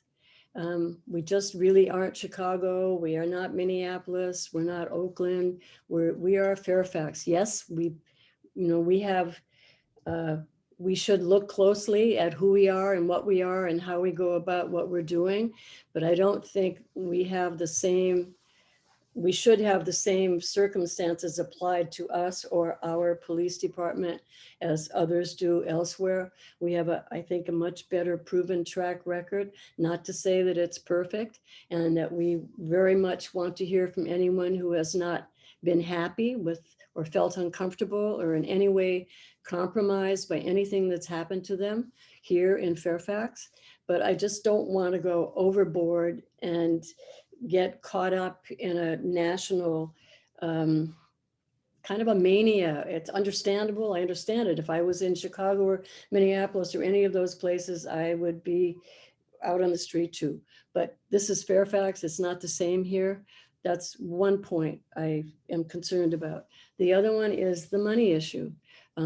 Fairfax is not a wealthy community in spite of what some people say. Many of us struggle to pay our real estate taxes so that we continue to live here. My mother was redlined. She couldn't buy a house because she was a single woman. Sometimes white people who own houses in Fairfax have had struggles to have these. And so don't lump us in with everybody, and be careful, and don't expect that the money train is going to go on forever. It's a finite arrangement. Other departments have money that they don't use. I don't begrudge you what you have, and I hope you use it wisely and well, and I thank you for your service. Okay, great. Thank you. And that's it. Oh, I'm sorry. I see another one. Sandy, go ahead and talk. 3 minutes. Hi, thank you all for everything that you're doing. I really appreciate it, and I'm proud to be a Fairfax resident.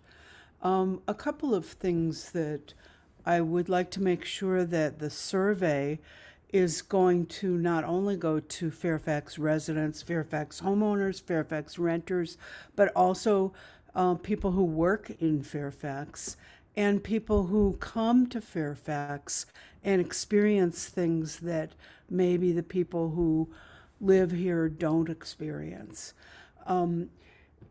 There's a recent law that was passed, AB 953, I think the number is, the RIPA law, to gather statistics, data on racial inequities. by police. And by 2023, every local police department in California, no matter how small, is required to keep statistics on racial, the racial makeup of stops, arrests, and referrals to the district attorney's office for prosecution. We don't know what our police department is like until we get the facts. And I would like, it's going to be 2023 that those statistics are required of the Fairfax Police Department. Some police departments in Marin County have already been gathering the RIPA statistics, even though they're not required to. I would like to see the Fairfax Police Department do something like that. And I would like to see this PPPSA committee ask the Fairfax Police Department for those statistics so that we know what's going on in terms of racial profiling in our police. Thank you. Okay, thanks.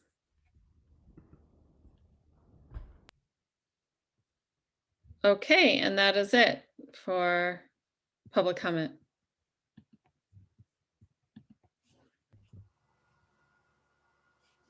You're muted, Lisa. Thank you. Thank you, Bruce.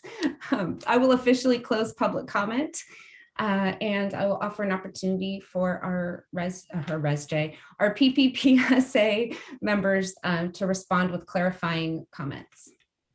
Bruce. I have one. Yes, I see that. This is unusual, but I actually got a text from former Chief Chris Morin, who is apparently listening.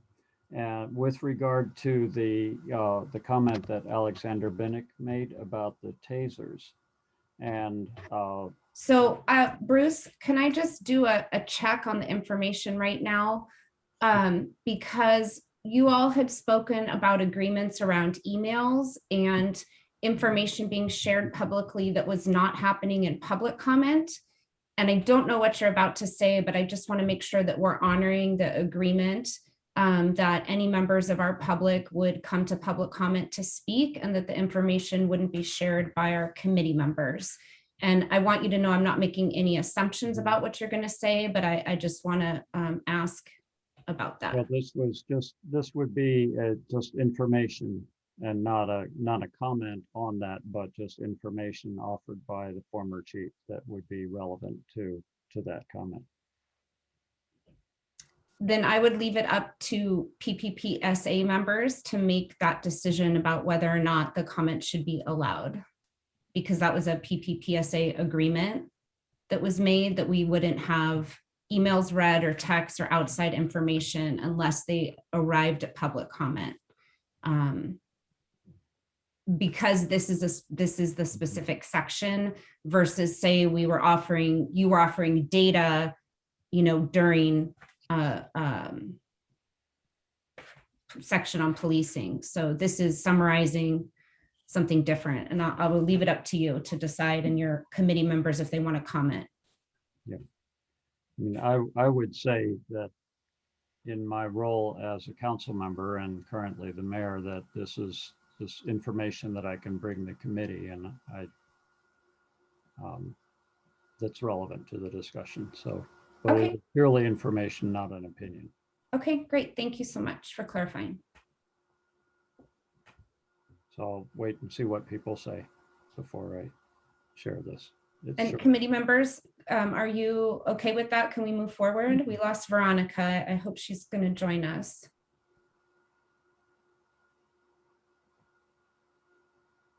Yeah, if it's like just information, I suppose that would be okay. Sophia, do you want to weigh in? Yeah, I think it's fine. Okay. Thanks for clarifying, Bruce. Thank you. and your patience with me. So the information is really very simple. It's that while Alexander was correct that this was brought up, that the purchase of tasers was apparently, this is before my time, brought up at a council meeting and then not discussed at council. The ultimate result was that for whatever reason it was brought up, the police chief at that time, Chris Moran, did not bring it up again and did not intend to and did not purchase tasers, and the police department in Fairfax has not purchased tasers. So that's the information. Thank you for that. Any other clarifying comments for public comment items not on the agenda? All right, I am going to move us on to close out our meeting. And I would like to offer an opportunity. I'm sorry, Veronica's not here to join us. We've been working hard on improving the process of our meetings, and we'll hear from the process observer in just a minute, but I wanted to open it up to members because I think there's some really important things that have been happening and changes that you all have made to allow for our meetings to function higher and for us to accomplish our goals. Once again, we accomplished all our goals in this meeting. And I just wanted to offer it up for you all to name some of those successes. I think highlighting our successes is so important to our joint work and continuing to grow our work together. So I just want to offer a couple minutes or quick opportunity for that before we go on to items for the next meeting, process observation, and we'll close with appreciations.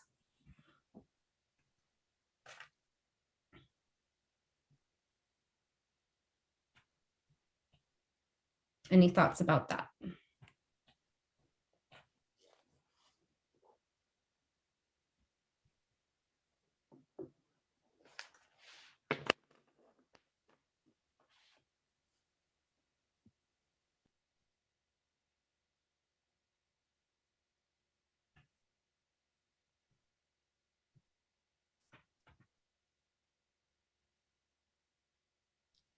Okay, should I take this silence as we're good and move on?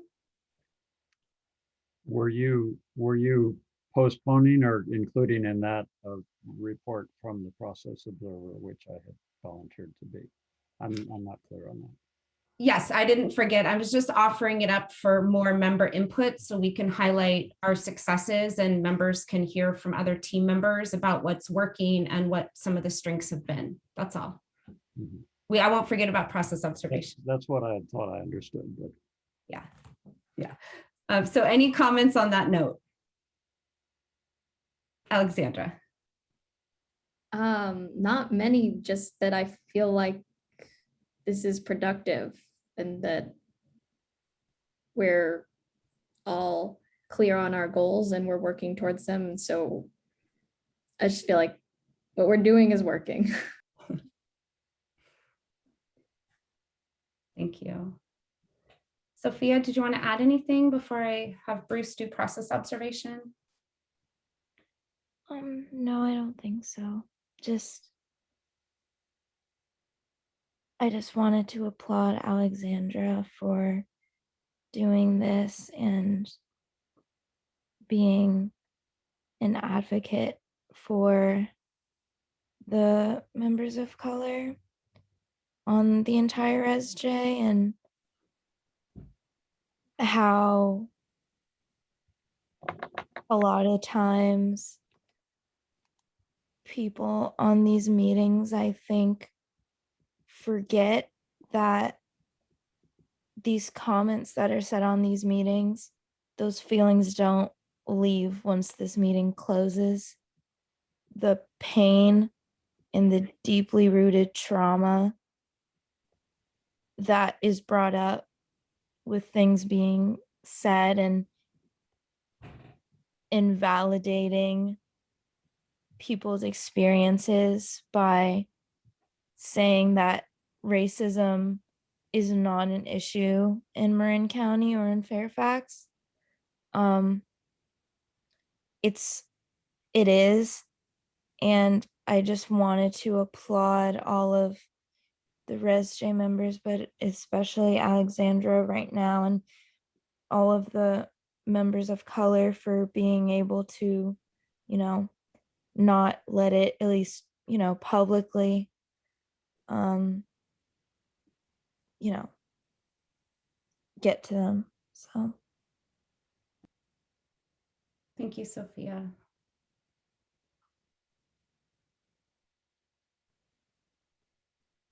I'm just going to give a minute for that comment to breathe.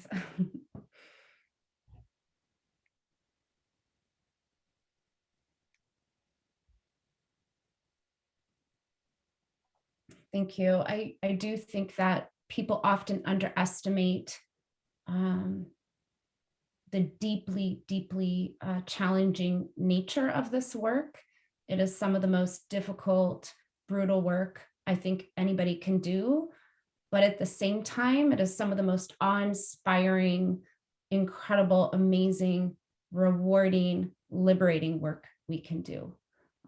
So thank you so much for your comments. And I'm going to hand it off to Bruce for our process observation, and then we will do items for the next meeting and appreciations. Well, as process observer, I would say that this meeting was another success, and I saw a lot of bravery. The last comment from Sophia and Alexandra's comments, certainly outstanding among them. And just to highlight that there's a difference between being brave enough to make a comment and knowing what the outcome of that comment will be or where that discussion will go. We don't know, but it's very much appreciated to bring up those feelings and to put forth a proposal. And as far as our discussion about the survey questions and the budget, I think those made definite progress, and I think it was good that we decided to form a subcommittee to continue to work on it, because that's a way of being efficient as a committee.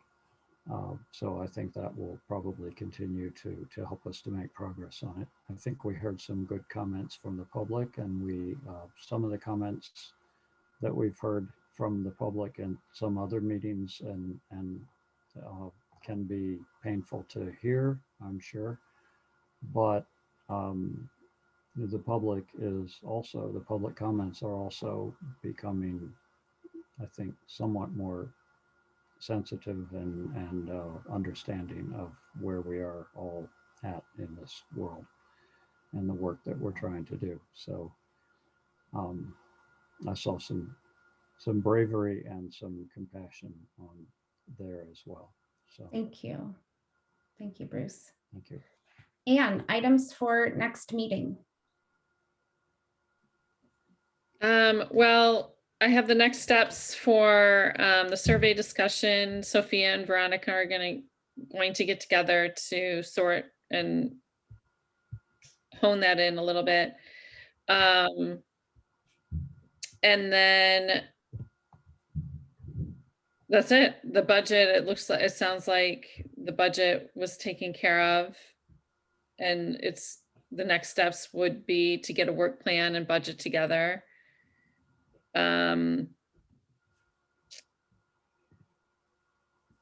Yeah, that's it. I don't know. Maybe I missed something. Thank you. Any additions for items for the next meeting? You're also welcome to email them before the next agenda is set. So it's not the last opportunity. All right, can we move on to appreciations? Alexandra. Really quickly, can we talk about the scheduling issue with the next meeting? Oh, for the, yes, absolutely. So the next meeting falls on the same day at the same time as RESJ. So I'm wondering, I would propose that we meet at the week Yeah, Anne. Wait, so yeah, I have a scheduling thing. So in the town calendar, it's the first Thursday of every month is the RESJ, and it's the second and fourth month of every Thursday. Sorry, the second and third. Sorry, I'm tired. The second and fourth Thursday of every month is the PPPSA meeting. So we won't. We're just have a week vacation. Okay, yeah, that's what I was gonna say. Cool. Oh, I'm sorry. Okay. No, it's okay. I didn't realize it was like specifically the second and fourth. I was just going every other in my calendar. Okay. So I Yeah. appreciate that. Yeah, but you got a little vacation bonus here. That makes it a lot easier to switch things around. So thank you. So we'll end on appreciations, and a reminder, appreciations aren't closing comments.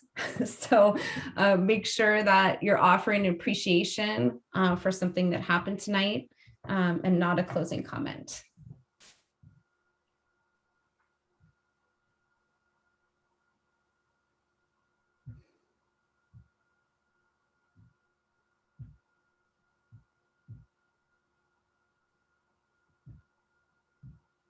Alexandra. And just appreciate everyone for being here, the community, Bruce, Sophia, Veronica, and especially Anne. She does a lot for us. So appreciate that. And of course, Lisa, always appreciate you. Thank you. Thank you.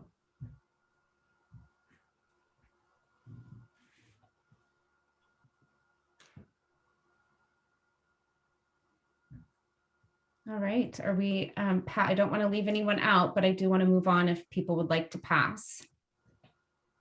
So going once. Well, I'll just add to the appreciations for Alexandra in particular. Alexandra, as a person who is chairing committees, it's not easy. So I think you're doing a fantastic job, and I think any resources that we could find for you to feel